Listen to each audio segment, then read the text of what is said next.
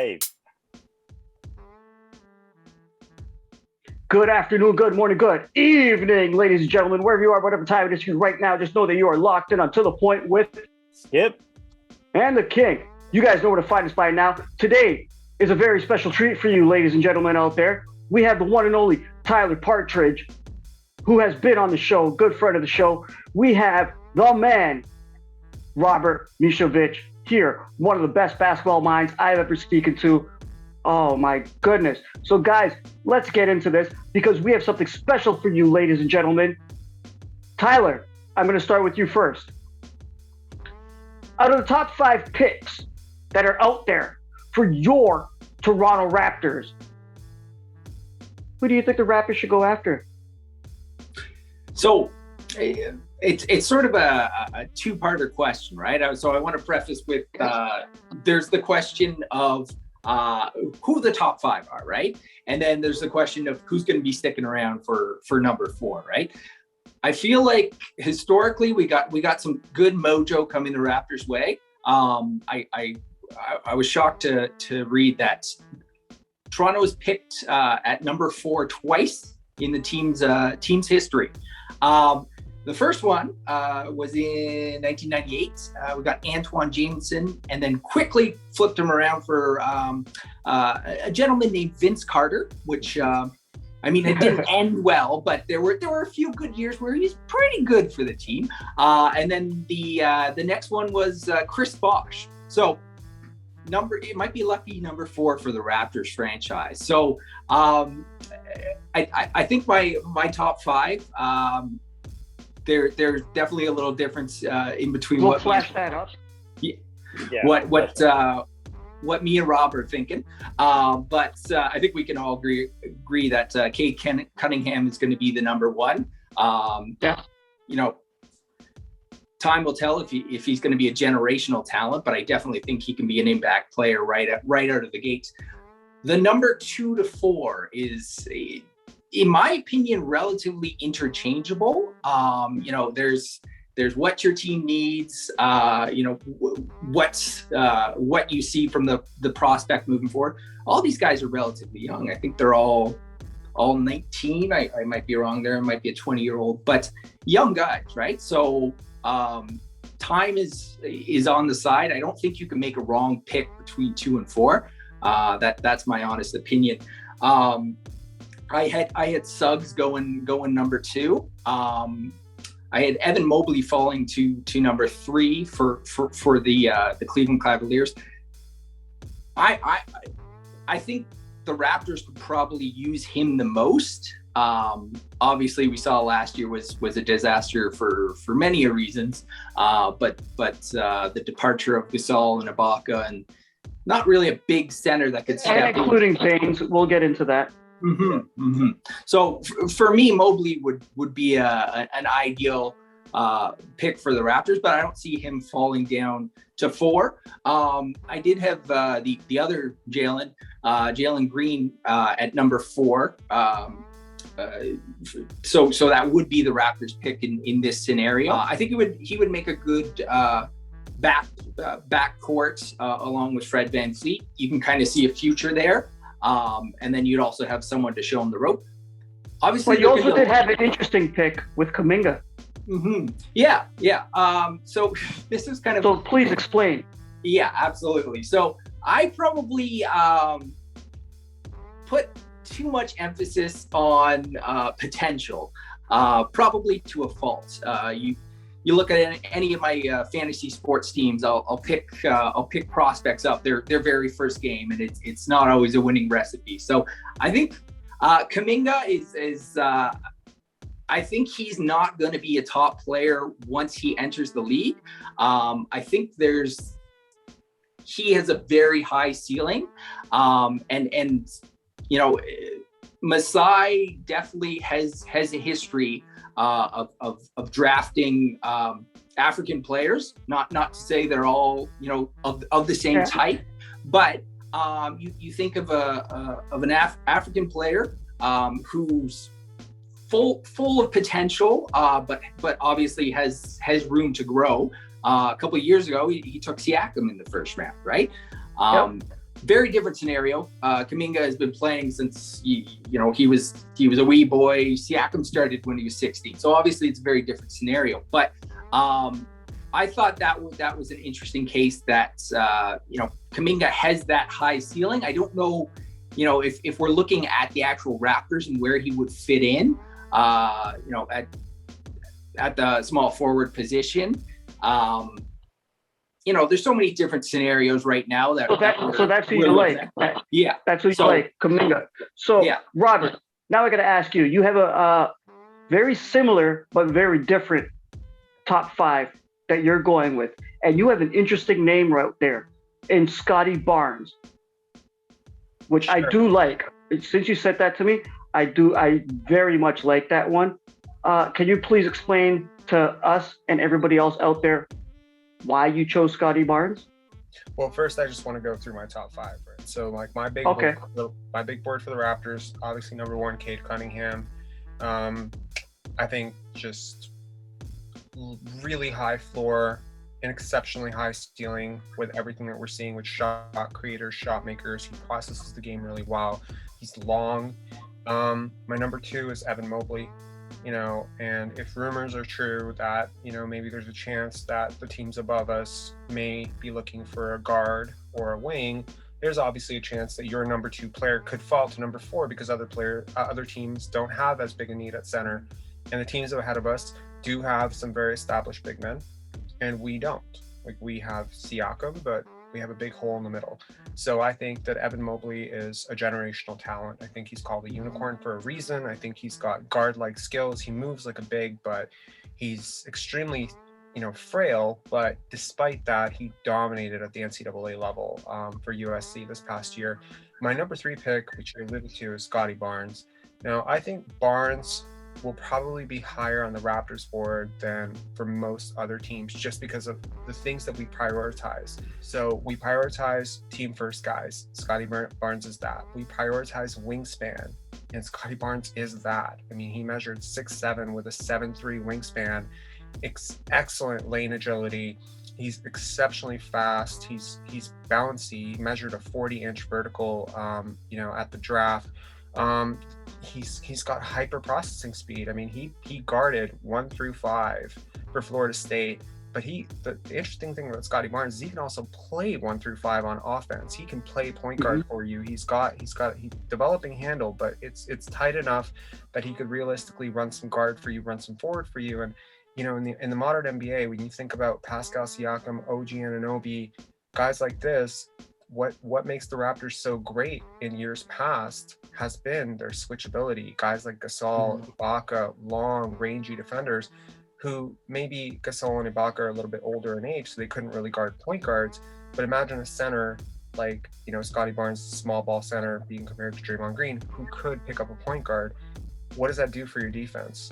I mean, it makes you off the charts defensively. So I think that, I think he's better offensively than people give him credit for. I don't think that Florida State necessarily prioritized, that side of the game for him.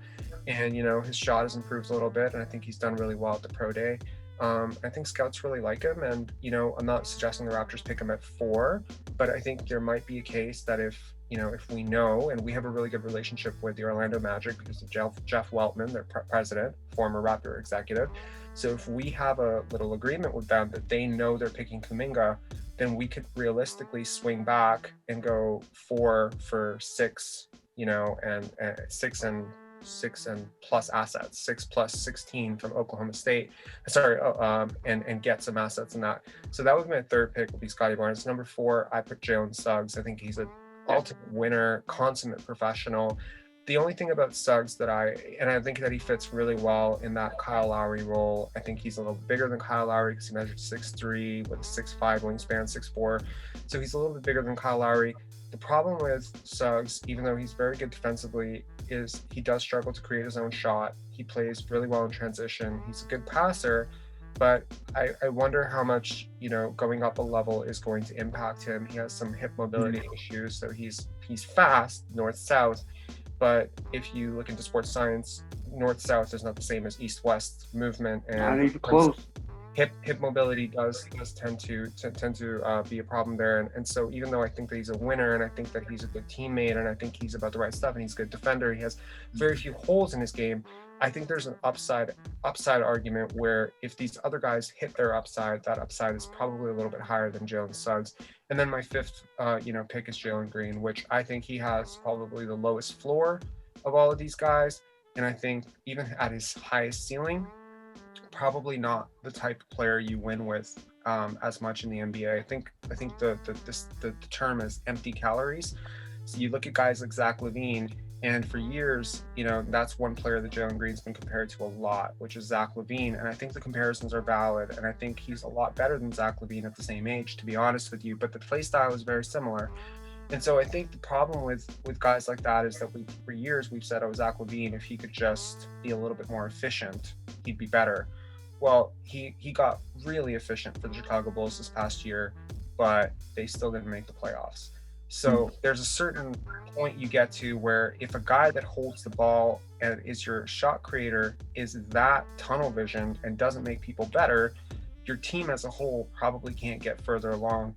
And I think that a lot of people maybe, look at Michael Jordan and people like that, and they say, well, Michael Jordan didn't necessarily pass the ball a hell of a lot, and his teams won championships. But Kobe, Michael Jordan was an elite level shot maker. And number two, he was an extremely good defender. And number three, he had the triangle offense. Phil Jackson. There's a lot of things. There's a world in which Michael Jordan plays, 13 seasons and wins no rings, because there's a lot you have to put in place for guys like that. So I think, Jalen Green, probably my least favorite of the top five.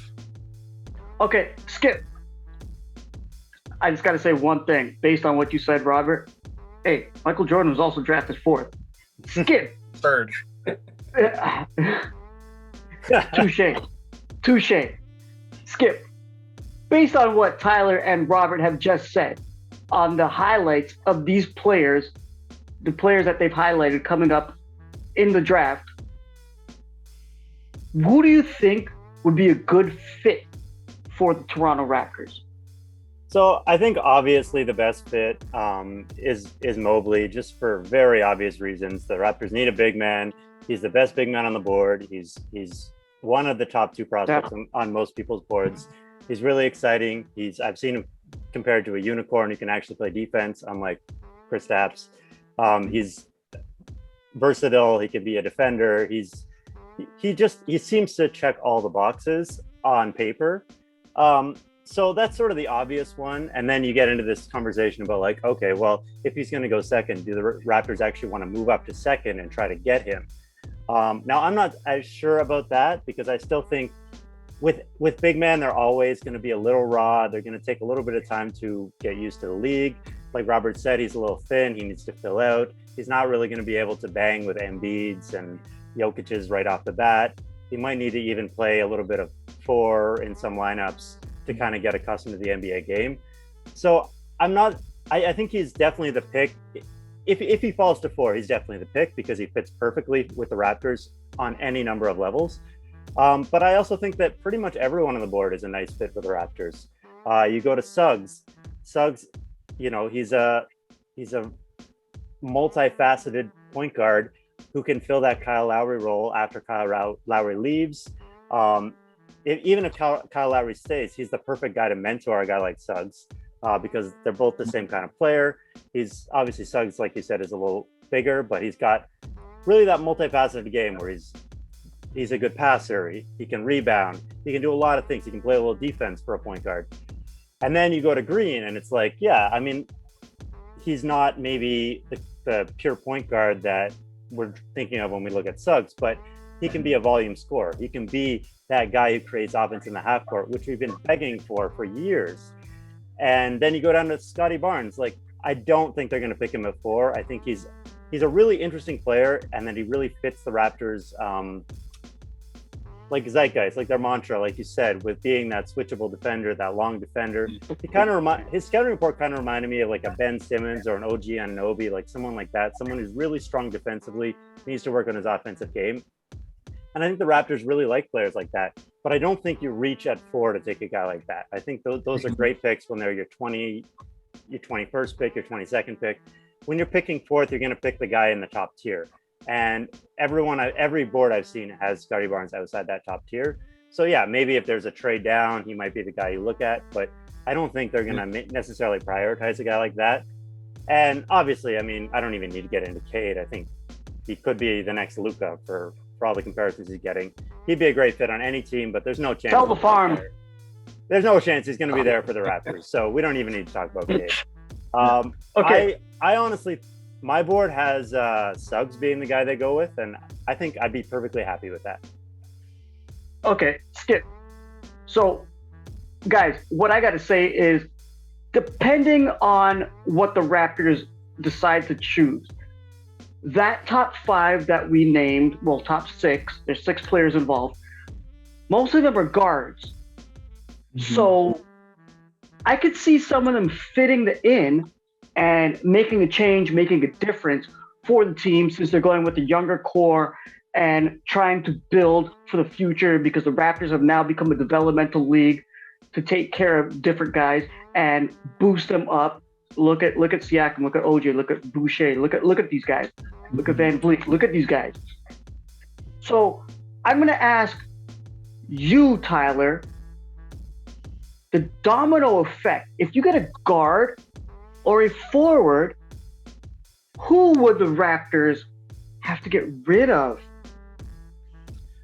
Well, I mean, it's a great question, because we're we may have some answers before draft day, right? That's we're still a few weeks away from when they'll actually be drafting, right? So there, rumors are saying Gary Trent Jr. is coming back, that the Raptors will resign them. Lowry is still up in the air right now. So in that scenario, are you letting that influence your draft pick?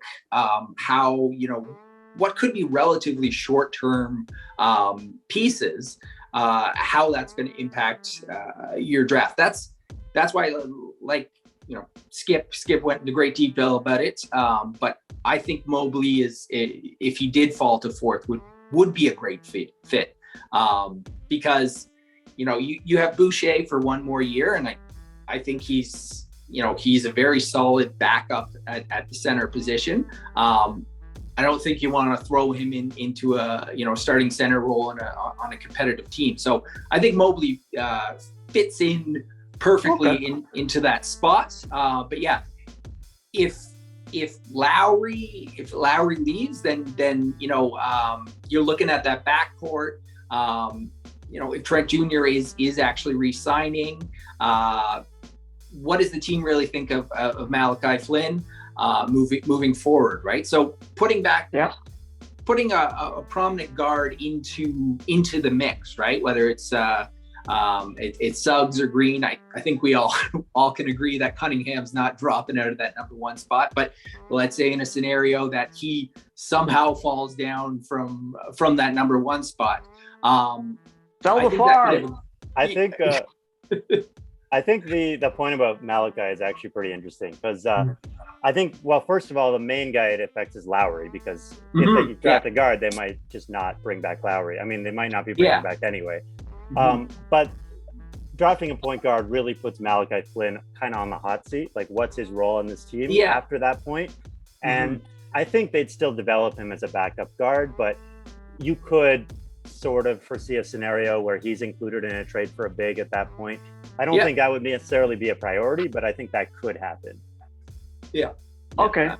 So, Robert, you and I spoke the other day about this domino effect, depending on which player gets drafted and how it can affect the Raptors. Now, I have to ask you, should there be a change at the guard position or at the big man position? Because we all know the Raptors are lacking that. Well, obviously, every position is a need for the Raptors. I don't think that, apart from starting small forward, which is OG Anunoby, you could argue every position last year underperformed to some degree, whether it was due to health, age, or Aaron Bainesism, to some degree, right? So you could say the Raptors are open, right? So, and a lot of these guys are multi-positional. You could say Jalen Suggs is a 1-2, Jalen Green is a 2-3, Evan Mobley's a 4-5. So there's a lot of multi-positional elements to this, right? I think the interesting domino effect that we talked about was what happens based on the pick, right? Because I think draft night will become the first domino, and that sets up a lot of other dominoes. For instance, I'll give you an example. Say Houston does select Evan Mobley at number 2. What does that say about the availability of Christian Wood, who they may not want to pay? Does that mean that he's available for trade? Is that a good spot maybe to make a quick trade? Same thing with Jared Allen, right?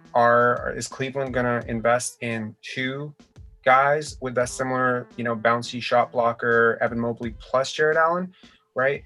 There's that, right? So if Evan Mobley goes in front of us, then one of those 2 big men might become a little bit more available, and those guys would fit in really well with what we're trying to do, because I think Christian Wood or Jared Allen could be a plug at center for us.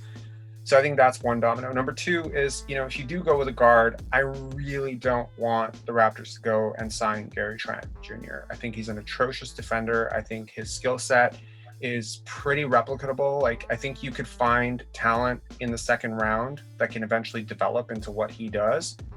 And I don't necessarily like what he does. He's a one-way player. He doesn't necessarily create for his teammates, and he's going to be potentially looking at 18 to 20 million.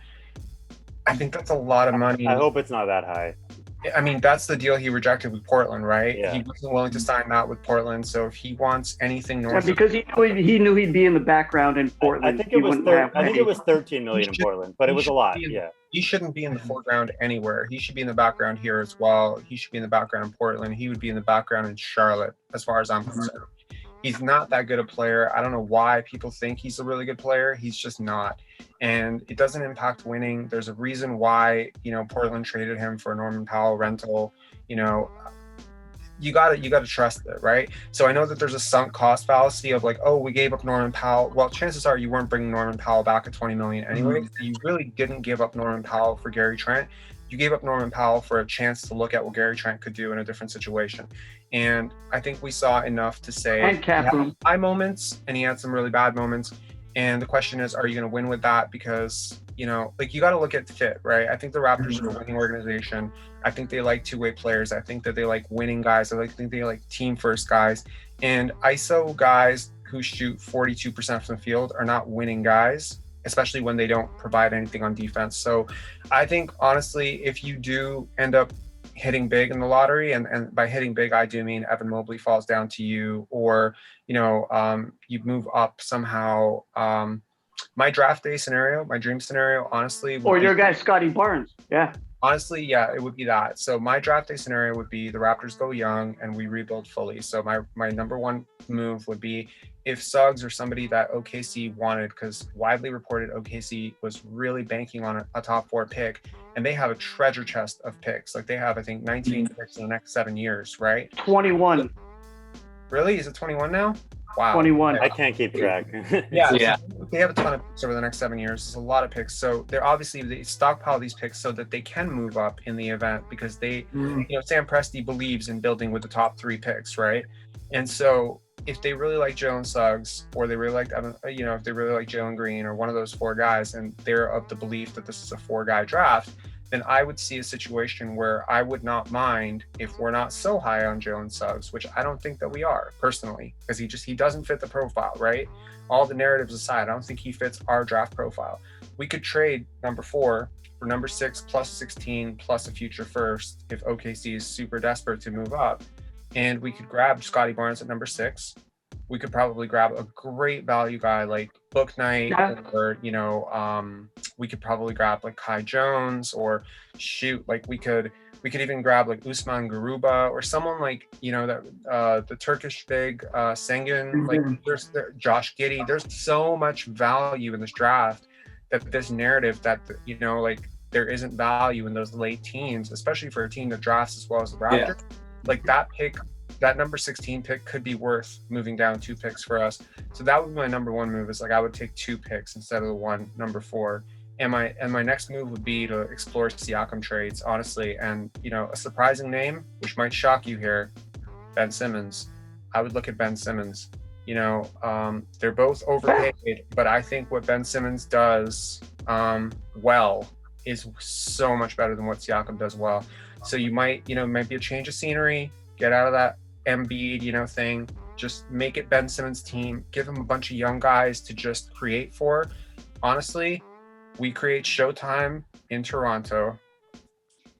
I don't Hollywood agree. of the North, baby. Dude, can you imagine the defense with Scotty Barnes, OG Anunoby, and like Ben Simmons? But I would like Ben Simmons' defense besides Siakam, because I think Siakam can be a really good defender when he tries. Siakam is an amazing defender. I think the problem with Siakam is he's really overpaid for what he does. He's not on the Ben Simmons. See, I think there's a concept that's coming up a lot in draft terminology now, which is called processing, right? Yeah. And like look at processing speed. Explain. Well, guys, so I look at a guy like James Wiseman last year and why he struggled so hard, and I look at a guy like who's a very flawed prospect like LaMelo Ball and why he thrived. And I think it's a difference in how they see the game. Defensively and offensively, how do they read situations? What's their, there are other words for processing, which is basketball IQ, feel, touch for the game, whatever, right? Time and time again, whether you're talking about high school basketball, college basketball, YMCA, or the pros, you're constantly looking at it's a game of inches, okay? It's not even a game of inches, it's a game of inches and milliseconds. And so guys who are constantly throwing passes that are just 1 degree off, guys who always see passes or lane availability passes that are just 1 second too late, those guys cost you massively on offense and defense, right? So you look at a guy like the shell of Marc Gasol, amazing processing. He just sees the floor. Kyle Lowry, amazing processing. He had that processing out in Spain. Exactly. Mm-hmm. And it's so like when I look at the Raptors championship, right? When I watch the team play, and I've gone back and reviewed it, and there's this sort of narrative of like it was Kawhi carrying a bunch of bums to the finals, and I'm like, hell no, man. No, not even close. You guys are missing it, because whether you're talking about Kyle Lowry or Kawhi or Marc Gasol, you're talking about guys who process the game at a cerebral level, which is like insane. And for young players who have that ability like Cade Cunningham, like Jalen Suggs, to some extent Evan Mobley, and also Scotty Barnes, I think this is rare. And I don't think Pascal Siakam necessarily has that. I think he's decent, but I don't think he's elite. And I think Ben Simmons is elite. Yeah. Well, we'll save time for the possible trade. It was a huge pleasure of having you, Tyler Partridge, on the show. Thank you for taking your time out. I know you got to put your little one to bed soon. Where can they find you? I'm lurking around Twitter at Tyler Partridge 1. I'm not the number one Tyler Partridge, but that's a Twitter handle I got. So that was a name you could take, right? Yeah, exactly. Robert, it's always a pleasure talking to you, my man. You're a great friend of the show. We will see you soon. There's so many more topics we all can cover. Time is ticking. You guys can find him on Pensare Films. Just Google him in his words. I'm quoting you, bro. Sure. Just Google him, right? Skip, you guys can find him at Dougie J's on Twitter. It's baseball season. It's his favorite time of the year. Find him on SimonBroder.com, Running the Point, the book. Go buy it on Amazon.ca. You guys could check out his other short stories that are all out there. You guys can find me, King Hussein, on all social media platforms. You guys can find us collectively, Skip and myself, To The Point, Instagram, Facebook, To The Point Raps, on Twitter, and youtube.com/To The Point Podcast. If you have trouble finding us, just type in your search bar, quote, Skip and King, and quote, we will come up first. They're right there. Guys, it's been nothing but a pleasure. I really enjoyed this banter. I wish we had a lot more time to speak about this. We could go in on other topics. More importantly, what we got to say is what you guys got to say. So you guys let us know out there in the comments. Tell us what you think. We will personally engage with you. If you want, I'll come to your house. You let me know. I'll wear my mask and everything. I'm just playing. Probably not a good idea during COVID. So on behalf of myself, Simon, Tyler, and Robert. Good afternoon, good morning, good evening, good night, and Peace.